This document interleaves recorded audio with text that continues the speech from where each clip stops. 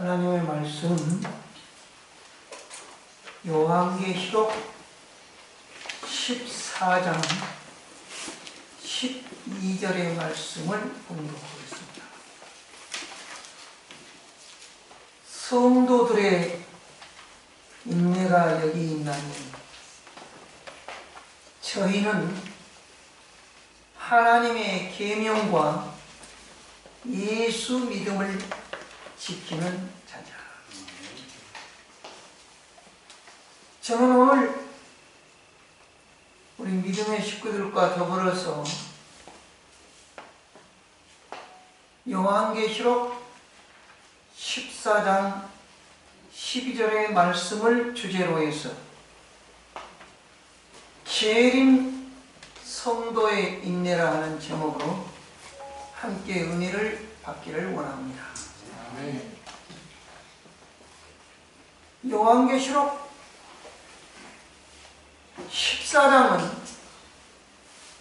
우리가 잘 알고 있는 것처럼 세 천사의 기별, 제7일 안식일 예수 재림교회 복음의 핵심이 들어있는 장입니다. 그 중에도 계시록 14장 12절의 이 말씀은 매우 중요합니다. 이유인즉슨 14장 12절이라고 하는 숫자의 의미가 아주 남다르기 때문인 것입니다. 14라고 하는 말은 7 곱하기 2입니다. 7이 몇 개냐 그러면 2개를 더한다는 뜻입니다. 7 플러스 7이라는 말이나 7 곱하기 2라고 하는 말은 동일합니다. 14라고 하는 숫자는 곧 창조의 하나님, 또 다른 7은 구속의 하나님, 창조의 하나님과 구속의 하나님을 섬기는 사람은 12, 하늘의 조직수가 된다는 의미인 것입니다. 여러분이 재림 성도라 하면 하나님의 섬기는 모습이 창조의 하나님과 구속의 하나님을 알지 못하면 하늘에 가시기가 매우 힘든 것입니다. 그 내용을 펼쳐놓은 말씀이 바로 제가 봉독한 성도들의 인내가 여기 있나니 저희는 하나님의 계명과 예수 믿음을 지키는 자니라. 이 말을 아주 간단하게 표현하면 예수 그리스도를 믿는 믿음으로 하나님의 율법을 지키지 아니하면, 순종하지 아니하면, 그 순종하는 것을 인내로 살지 아니하면 하늘 가기가 매우 어렵다. 이것은 선악의 쟁투에서 아주 중요한 의미인 것입니다. 그 사실을 저는 오늘 사무엘상 13장 8절로 12절 사모님이 아주 잘 설명을 했어요. 그래서 제가 아주 설교하는데 부담을 덜게 됐다는 사실입니다.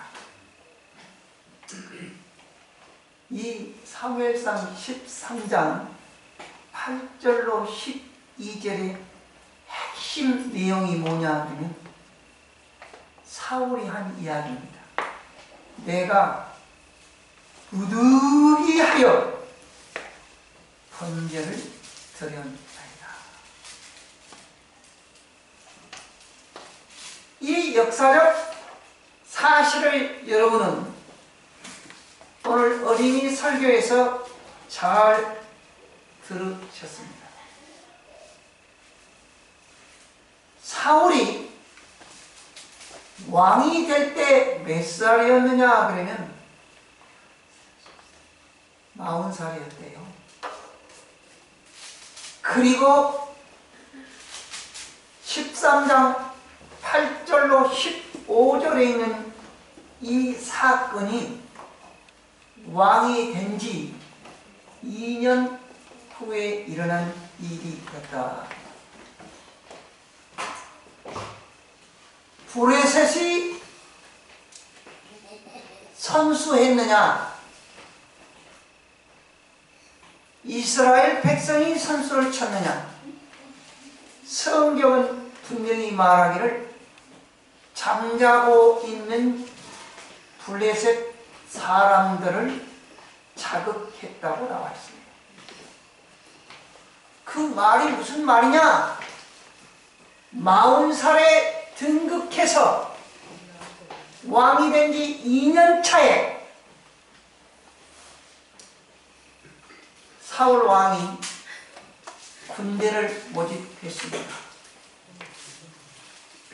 그런데 사람들이 참 많이 모였었나 봐요. 그런데 3,000명을 뽑아서 2,000명은 자기 수하에 두고 사울 왕 수하에 두고 1,000명은 아들인 요나단에게 맡겼습니다. 그래서 2,000명의 군사를 거느리고 있는 사울 왕은 믹마스와 베델산에 두고 1,000명을 거느리고 있는 요나단은 기브아에 진을 쳤는데, 이렇게 한 이유는 뭐냐 그러면 브레셋을 기습 공격할 수 있도록 만반의 준비를 하고 있었습니다. 그런데 요나단이 블레셋 변방에 있는 수비대들 공격하게 된 것입니다. 잠자는 사자를 깨운 거예요. 그래서 블레셋에서 수많은 군사, 성경에는 뭐라고 표현했냐면 해변에 모래같이 많았다.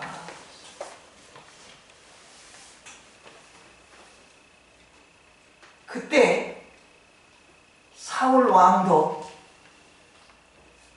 블레셋 군대에 대항하기 위해서 이곳저곳에 화발을 띄워서 전쟁 준비를 하게 된 것입니다. 그래서 블레셋과 이스라엘은 전쟁의 전야에 돌입하게 된 것입니다. 그런데 사무엘이 분명히 이 사실에 대해서 기별을 주었습니다. 내가 7일 후에 올 테니까 그때까지는 절대로 기동하지 말아라, 움직이지 말아라 명했습니다. 먼저 가서 우리 하나님께 번제와 화목제를 드리고 난 다음에 내가 어떻게 전쟁을 할 것인지를 가르쳐준 다음에 행동해라. 그것이 하나님의 뜻이었어요. 여러분 구약을 읽어보시면 선지자를 통해서 하나님의 뜻을 분명히 전합니다. 거기에는 이유가 없어요. 그렇게 순종할 수밖에 없었습니다. 그런데 그렇게 순종하지 아니하는 사울의 모습 속에서 오늘 재림 신자가 배워야 할 교훈이 무엇인지를 깨달아 아는 것이 오늘 우리에게 주어진 기별임을 기억하시기를 바랍니다. 사무엘은 평생의 직분이 세 가지로 요약할 수 있습니다. 첫 번째는 선지자였습니다. 선지자란 뭐냐? 하나님의 뜻을 알아서 백성에게 분명하게 전하는 것을 선지자 역할이다. 누구의 뜻을 누구에게 전해요? 하나님의 뜻을 백성에게 전한다. 그러면 제사장은 뭐냐? 제사장은 백성들의 소원을 하나님께 고해서 하나님의 제가를 받아내는 것을 제사장이라 그래요. 꼭 불러요. 하늘의 뜻을 백성에게, 백성의 뜻을 하나님께. 달라요. 사사직은 뭐냐? 정치, 군사, 그리고 법, 사법, 모든 권한을 혼자서 휘두를 수 있는 것이 사사입니다. 무엇도 할 수 있고요. 죽일 수도 있고 살릴 수도 있고, 예? 전쟁 나면 가서 싸우기도 하고, 그것이 사사예요. 이 세상에 이처럼 선지자의 역할과 제사장의 역할과 사사직의 역할을 감당한 분이 사무엘인 것입니다. 더군다나 사무엘의 삶 속에서 이 사실을 한마디로 표현한 성경절이 사무엘상 7장 16절 17절이에요. 해마다 베델과 길갈과 미스바로 순회하여 그 모든 곳에서 이스라엘을 다스렸고 라마로 돌아왔으니 이는 거기 자기 집이 있음이라. 거기서도 이스라엘을 다스렸으며 또 거기 여호와를 위하여 단을 쌓았더라. 이 말씀 속에 사무엘만큼이나 평생 선지자의 역할과 제사장의 역할과 사사직의 역할을 잘 감당한 하나님의 종은 없었다고 그렇게 표현한 말씀인 것입니다. 여러분, 왜 성경에 저는 순서를 라마에서부터 시작을 해가지고 미스바, 베델, 길갈로 이렇게 표현을 했는데, 성경에는 베델과 길갈과 미스바로 순회하여 이렇게 표현했을 거예요. 여러분, 의미가 달라요. 베델은 어떤 것이냐? 하나님 축복을 빌어주겠다는 아버지를 속이고 형에게 돌아갈 축복을 가로채서 야곱이 도망을 갑니다. 하룻길을 가서 해가 지자 그는 하나님께 정말로 애로움 속에서 혼자 있는 자신의 처량한 모습을 한탄하며 자신을 반성하며 뒤돌아보며 하나님께 기도를 드립니다. 하나님, 정말 잘못했습니다. 배고파 허기진 형이 와서 팥죽 한 그릇 좀 달라고 하니까 장자의 명분 나한테 팔겠다고 맹세하라고 해가지고 장자의 명분과 팥죽 한 그릇 닦아치겠던 나, 그리고 형에게 하나님의 복을 빌어주겠다고 한 아버지를 속이고 엄마하고 둘이 짜고 그렇게 해서 그 복을 가로챘던 나, 형이 울분을 참지 못해서 아버지가 죽기만 죽어봐라 그러면 내가 너를 가만두나, 그렇게 한 어머니의 권유에 의해서 애가 쪽으로 도망가고 있는 신세인 나, 하나님, 이 모든 것이 제 불찰이니 용서해 주셨다는, 저와 함께 하시겠다고 하는 약속의 증표만 주시면 제가 용기를 갖고 살겠습니다. 그리고 베델에서 회개 기도를 드립니다. 그런데요, 증표를 달라고 했는데 아무런 증표를 주시지 않았어요. 그래서 자기를 완전히 포기한 상태에서 쓰러져 잔 것이 성경에는 뭐라고 말하냐, 돌베개를 베고 잤다고 그렇게 표현한 것입니다. 그것이 베델이에요. 그런데 꿈속에서 어떻게 했어요?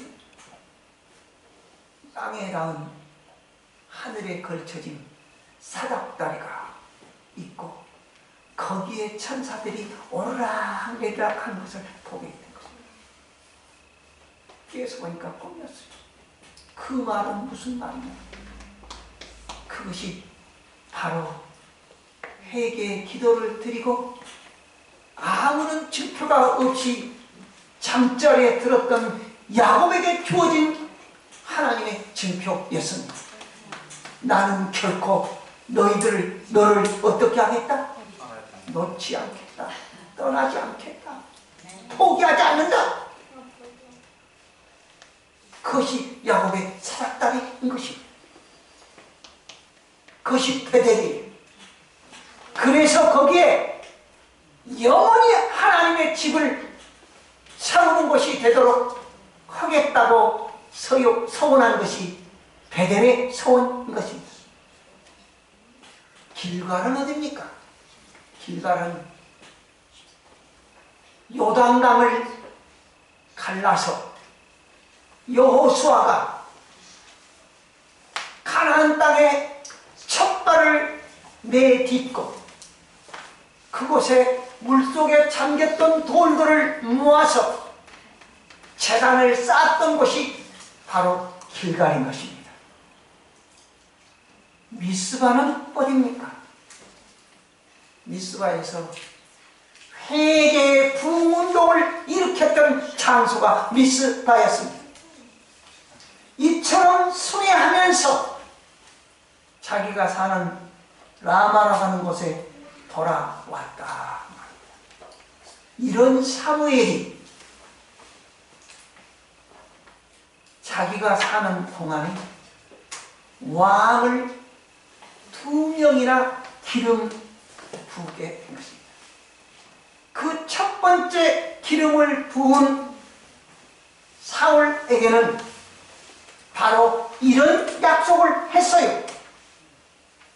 사무엘상 10장 8절에 있는 말씀처럼 너는 나보다 앞서 길갈로 내려가라. 내가 네게로 내려가서 번제와 화목제를 드리니 내가 네게 가서 너의 행할 것을 가르칠 때까지 7일을 기다리라.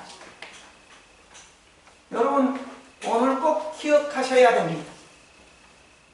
사울이란 사람도 사무엘이 왕이 될 수 있도록 기름을 부었고, 다윗도 사무엘이 기름을 부은 왕입니다. 여러분 성경을 읽으면 읽을수록 여러분 심령 속에 의심난 것이 사울하고 다윗하고 누가 더 우리가 볼 때는 큰 죄인 같아요? 아무리 나는 성경을 읽어도 다윗이 훨씬 더 나쁜 놈이지 사울이 더 나쁜 놈처럼은 생각되지 않더라. 그런데 왜 다윗은 하나님의 마음에 들었다? 여러분 성경 하나님의 뜻을 잘 모르면요 해결할 방법이 없습니다. 그 이유로 오늘 설명을 드리겠습니다. 사울은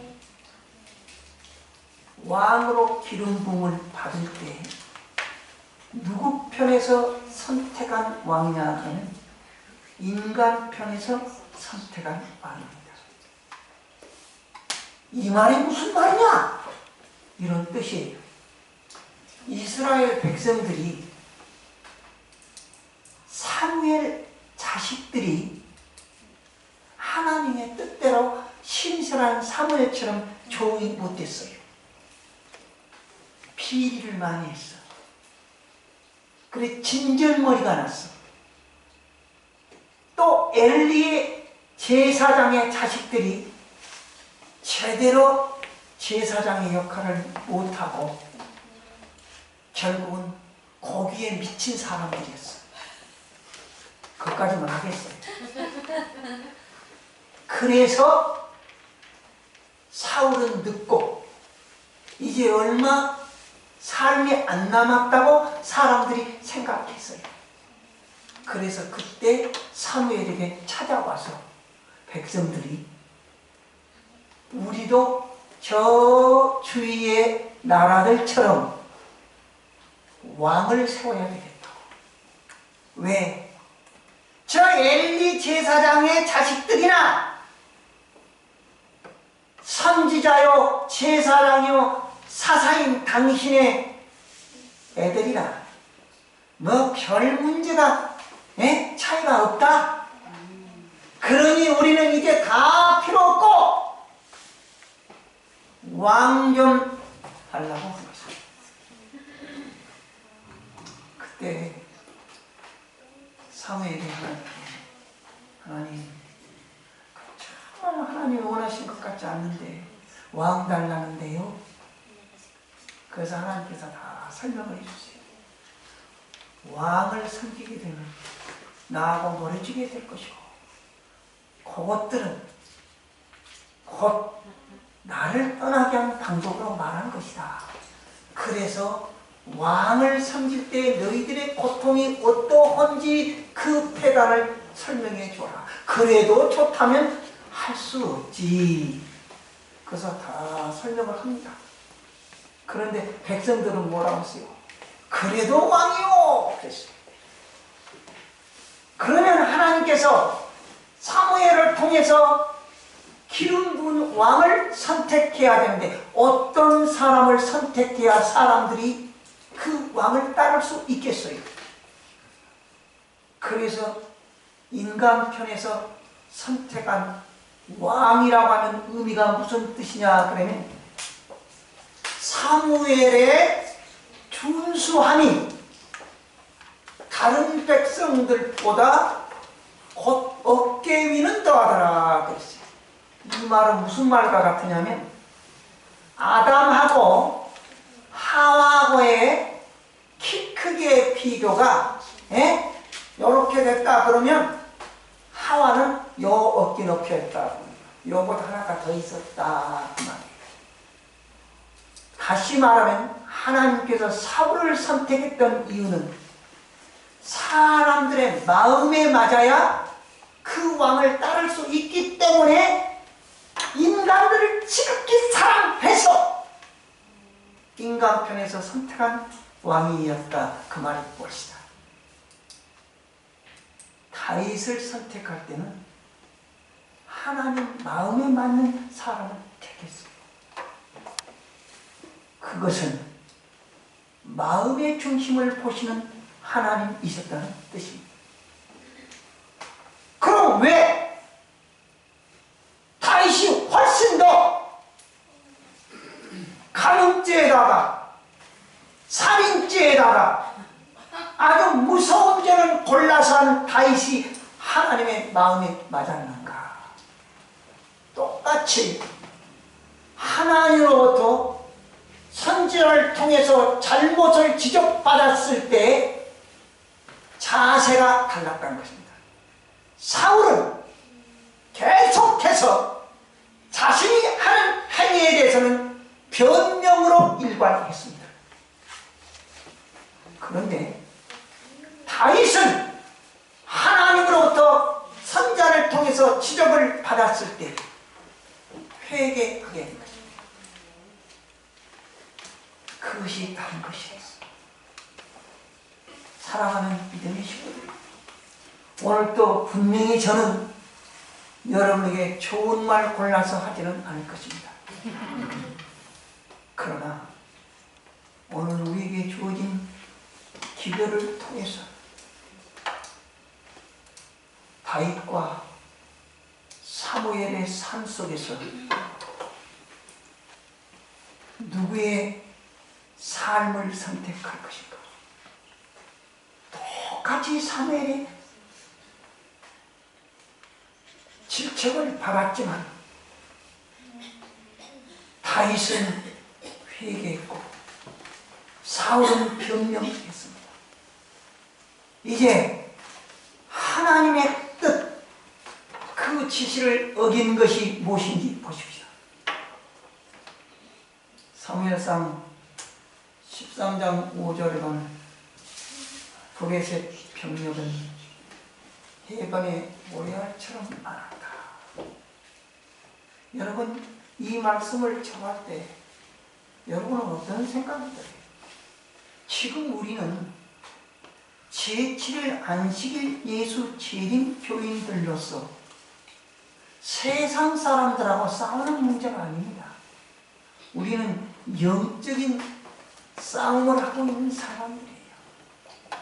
그런데 오늘날 많은 성도들이, 재림 신자들이 이 영적인 싸움을, 영적인 싸움의 무기에서 이 무기가 무엇인지를 잘 깨닫지 못하고 있다고 하는 사실입니다. 여러분, 영적 싸움의 무기는 지식이 될 수 없습니다. 왜 우리 천안된 박인배 목사가 저렇게 푼수를 떠나? 박사가 아니어서 요새는 박사를 알아둡니다. 박사를 좋아해요. 그게 지식입니다. 박사를 하면 사람들이 모여들고, 이렇게 김명재가 온다고 하면 안 모여들어. 그 박사가 아니어서 그래요. 두 번째는 재림 성도들에게 돈이면 무엇이든지 할 수 있는 것처럼 생각하고 삽니다. 그것이 영적 싸움에서 이길 수 있는 무기인 것처럼 생각해요. 세 번째는 몸이 건강해야 된다고 그렇게 또 생각하고 사는 사람들이 많아요. 그래서 건강 기별을 그러면 그렇게 살지도 못하면서 무슨 말을 자꾸 하면 형이봐 먹지도 않으면서 건강 때문에 노래만 불러. 영적 전투의 무기는 그것이 아닙니다. 지금 적어도 1844년 가을 이후에 출생한 저를 비롯한 여기 앉아있는 모든 분들의 영적 싸움의 무기는 내가 지금 하나님과 동행하고 있는지 동행하지 않고 있는지 이것을 깨달아 아는 것이 이길 수 있는 무기인 것입니다. 네. 오늘날 많은 신자들이 뭘 모르고 있냐면 구원에는 세 가지가 있다는 사실인 것입니다. 애우고 살면 성경을 읽으면 훨씬 더 좋아. 과거적 구원, 현재적 구원, 미래적 구원. 과거, 현재, 미래 얼마나 애우기 쉬워요? 네? 아니 이렇게 해도 또 우리 집사님 또 어렵다고 또 이야기하면 내가 참 괴로워하는 거야. 과거적 구원은 뭐냐? 우리가 태어나기도 훨씬 전에 예수님은 이 땅에 오셔서 우리의 죄를 대속하시기 위해서 십자가에 못 박혀 돌아가십니다. 그것을 과거적 구원이라. 그러면 현재적 구원은 뭐냐? 그것을 믿고 죽기 전까지 사는 거예요. 그게 현재적 구원입니다. 그럼 미래적 구원은 뭐냐? 예수님이 이 땅에 우리를 데리러 재림한다는 말은 엄밀히 따르면 마중 나온다 그 말입니다. 어떻게 예수님이 재림하실 때 이 땅에 발 디뎌놓다는 말이 어디 있어요? 성경에 없습니다. 여러분, 예수님은 공중에까지만 오십니다. 그래서 저는 마중 나온다고 그래요. 상님은 뭐냐? 예수님이 진짜 재림입니다. 이 땅에 딱 감람산 꼭대기에 발을 탁 내려놓으시면서 예루살렘아 여기에 안착해라. 딱 그러면 새 예루살렘이 감람산 꼭대기에 딱 안착되는 것입니다. 그때 하늘에서 구원받은 백성들이 예수님의 인도를 갖고 다 새 예루살렘으로 들어가게 된 것입니다. 그게 진짜 재림이에요. 문제는 어디에 있느냐 그러면 과거적 구원은 누가 심판하시냐면 하나님이 하십니다. 미래적 구원에 있어서도 하나님이 심판하실 때 그 심판은 예수 그리스도의 일림하신 심판입니다. 그러면 현재적 구원의 심판은 누가 한 거냐? 자기 자신이 하는 것입니다. 이것을 사람들이 몰라요. 그래서 내가 살아있는 동안에, 아니 잠들기 숨을 거두기 전까지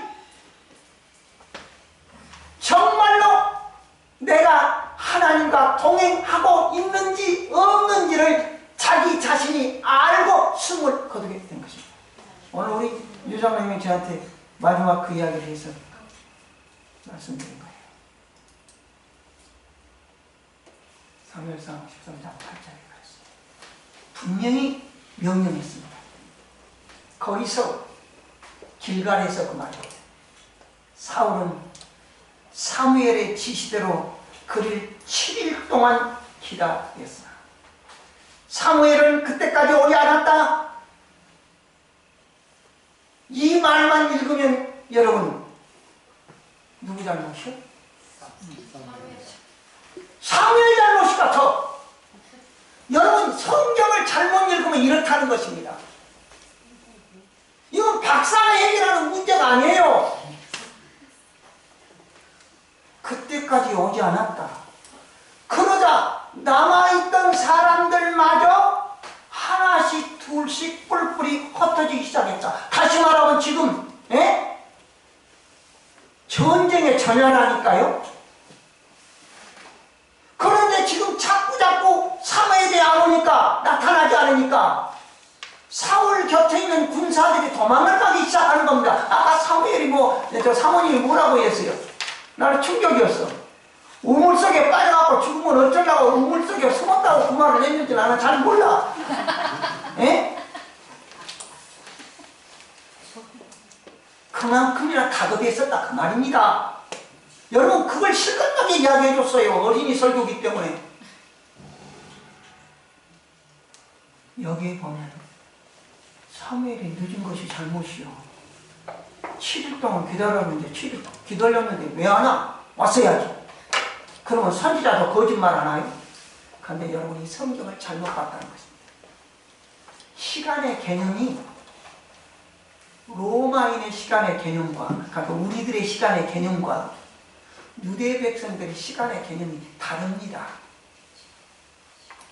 유대인들은 늘 어떻게 하냐면 하루의 일과의 시간의 개념을 3시하고, 유대인 시간이에요 지금 3시하고 곧 9시로 계산한 것입니다. 이 말이 무슨 말이냐?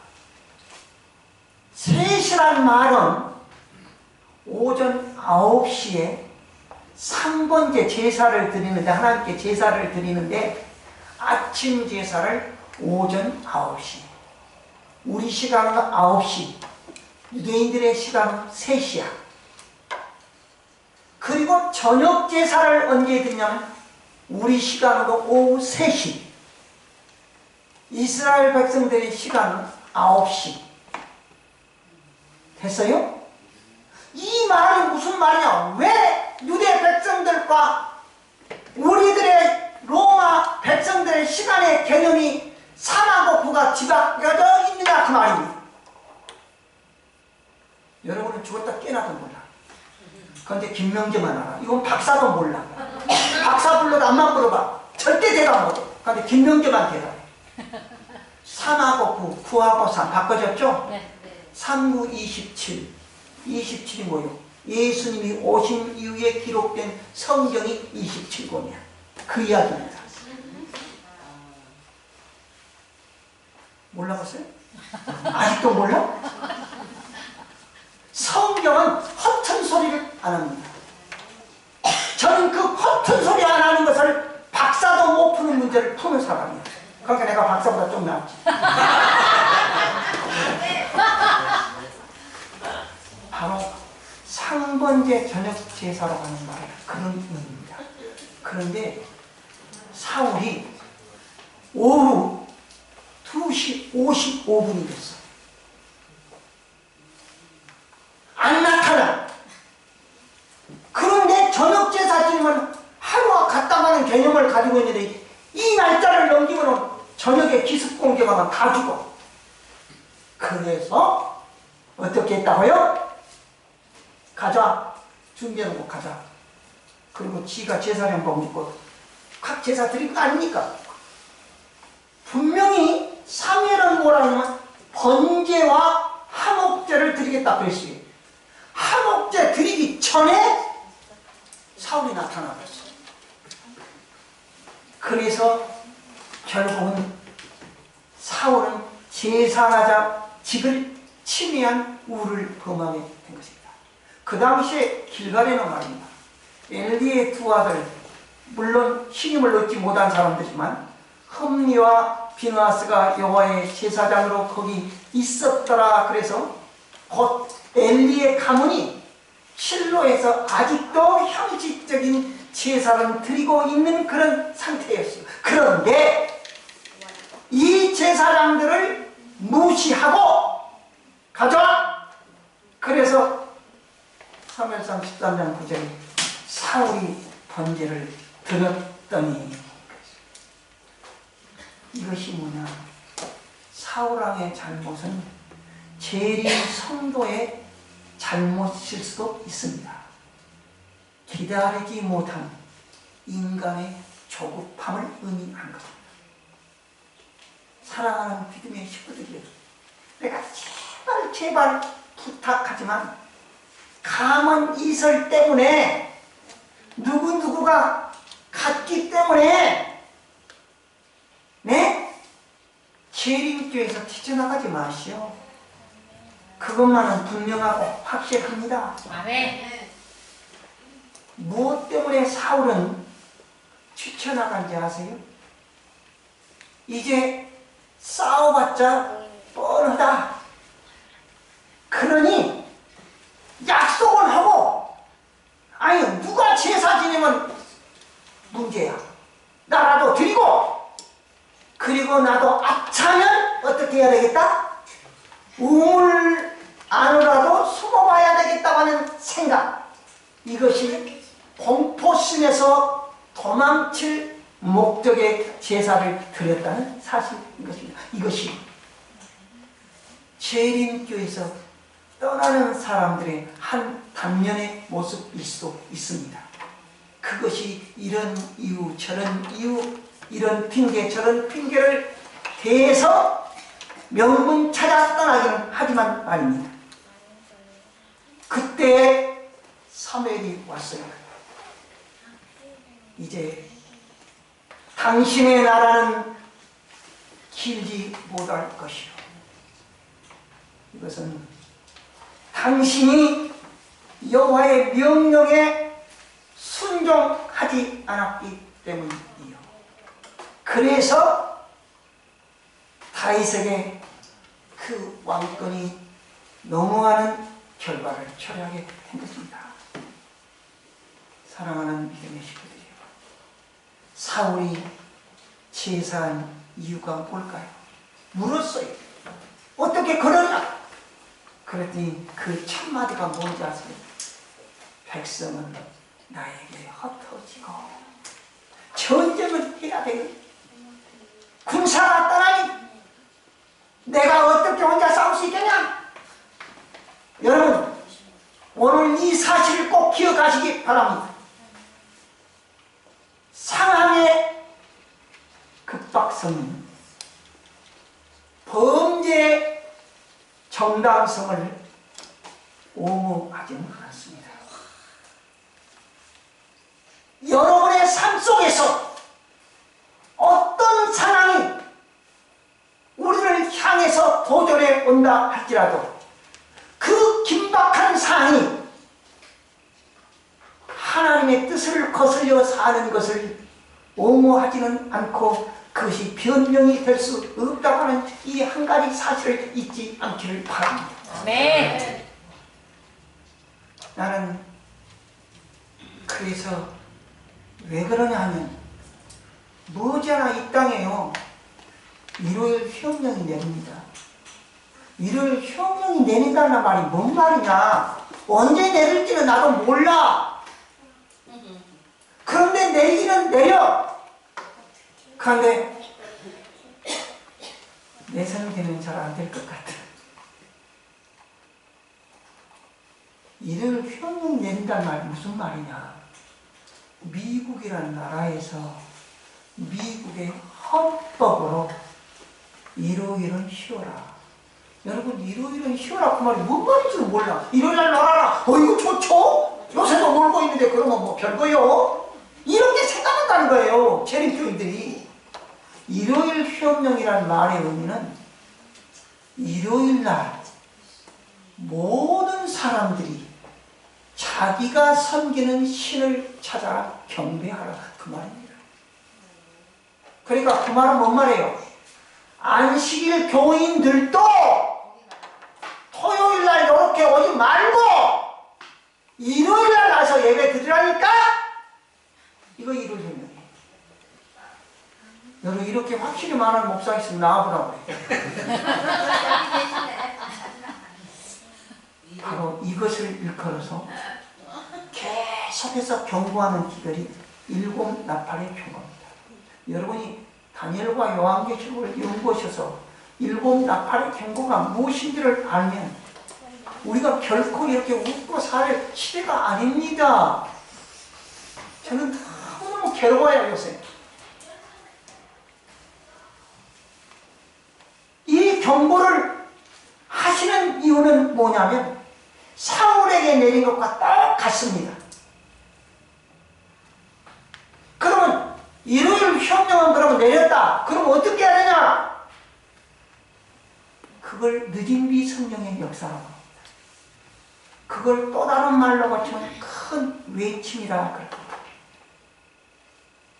성령 하나님의 인도하심, 천사의 도움을 통해서 바로 죽어야 할 백성들을 곧 예수 그리스도의 은혜의 시기를 맞춰져서 7 재앙의 심판이 내릴 때 살아남도록 하는 일을 하는 것이 큰 외침이요 곧 늦은비 성령의 역사인 것입니다.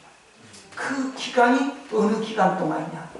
7 나팔의 경고가 끝나면 일요일 휴업령이 내리고, 일요일 휴업령이 내리면 7 재앙의 심판이 시작되는데, 그것이 곧 여러분이 말한 7 재앙이라. 7 재앙이 시작되면 여러분이 죽고 사는 문제가 딱 결정된 것입니다. 생사가 고별된 것입니다. 그렇게 심각한 것입니다. 그래서 여러분, 상한 윤리는 비성서적 사상인 것입니다.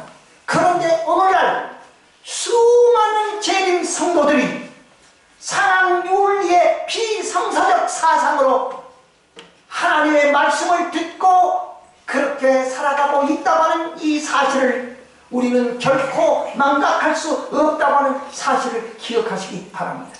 그래서 선지자는 이 사실에 대해서 뭐라고 그랬느냐?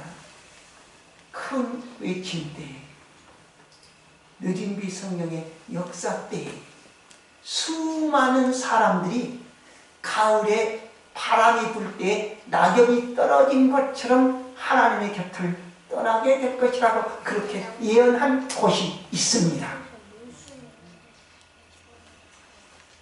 그리고는 사울이 누구에게 덮어씌워요?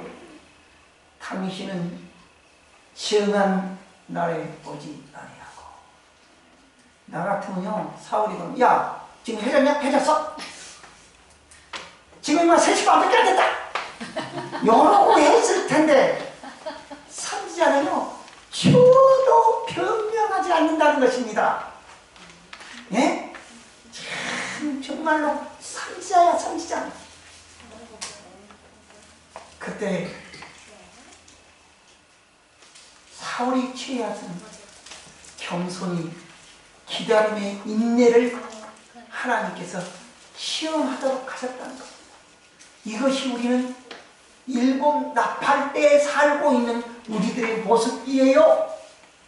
그러면 인내가 뭐냐? 인내를 쉽게 말하면 기다림이라고 합니다. 잘 아세요? 기다림.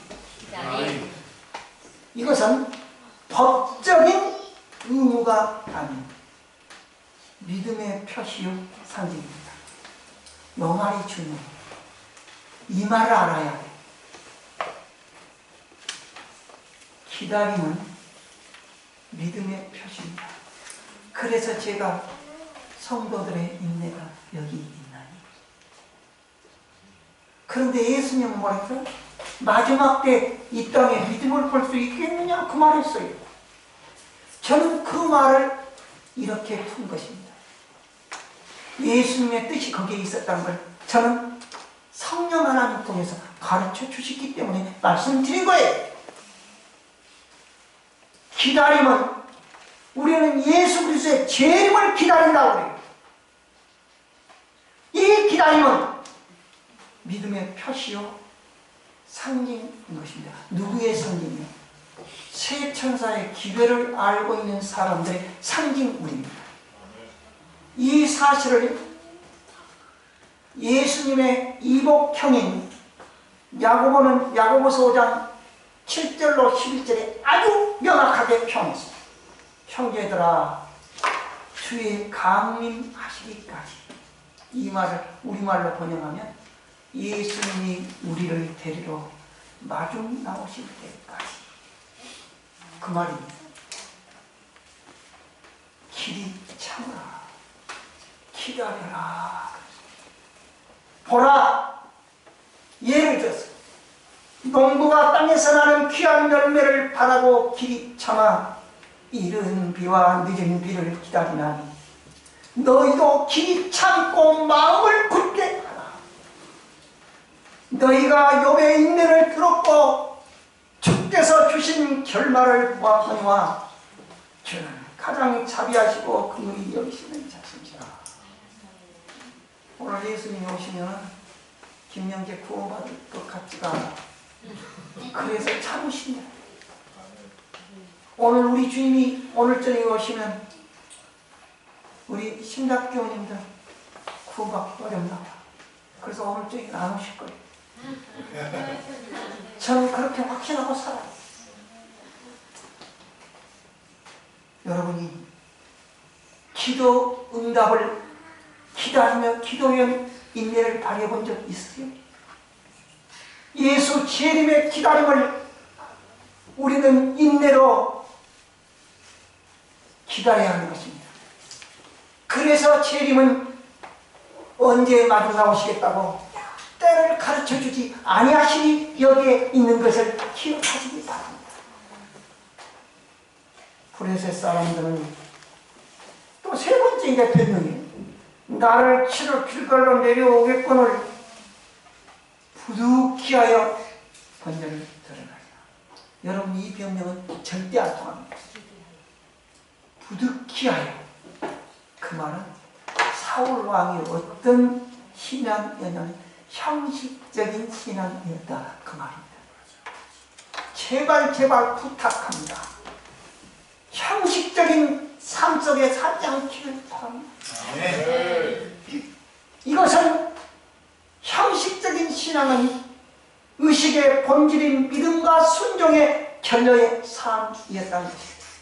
이걸 잘 모르시겠으면 율법에 명시된 가인이 드린 제사가 얼마만큼이나 하나님께서 연락할 수 없는 제사였는지를 여러분은 아시겠죠? 그래서 라오자 교인들에게 이야기한 거예요. 내가 네 행위를 아노니 네가 차지도 아니하고 더 없지도 아니하고 내가 차든지 더 없던 자기를 원하노라. 믿으려면 확실히 잘 믿고 믿기 싫으면 빨리 그냥 나가서 재미나 보고 살아라, 그 말이에요. 이것이 뭐냐? 과거 조건은 믿음이요 현재 조건은 상합니다. 날마다 우리는 성찰하고 살아야 돼요. 그리고 미래 조건은 심판이 있다는 것입니다. 그래서 하나님은 너 구원 받을 수 있다, 받을 수 없다, 그렇게 하시는 하나님이 아니세요. 그냥 이미 내가 다 그냥 알아. 예수님과 함께하고 있는지, 형식적으로 아멘 하고 살고 있는지, 이런 신앙을 뭐라고 하냐? 기회주적 신앙이라 그래요. 이것을 금하신 것입니다. 이것을 금하도록 하기 위해서 무엇까지 주셨느냐? 예언의 힘, 대대적 총소를 주셨어요. 그런데 요새 재림교회 목사들 가운데는 선지자로 인정도 안 하고 선지자의 글을 전혀 도외시하고 사는 목사도 있대요. 기막힐 일입니다. 왜 성경이 있는데 성경 안에 작은 빛으로서 대력도 총소를 주는지 알아요. 이것이 기회적 신앙을 금하시기 위해서. 그렇다면 오늘 우리들이 할 일이 뭐예요? 하나님의 말씀과 기도로 거룩하여 지으라.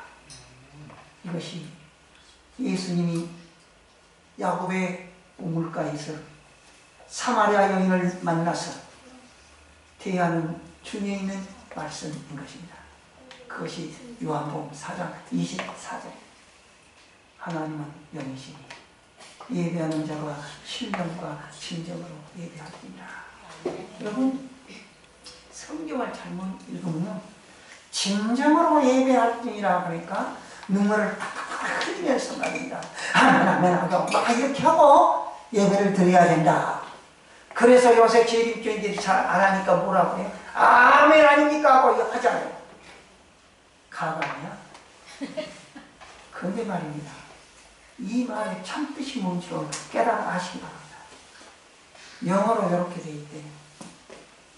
God is free, and his worshipper must worship in spirit and in truth.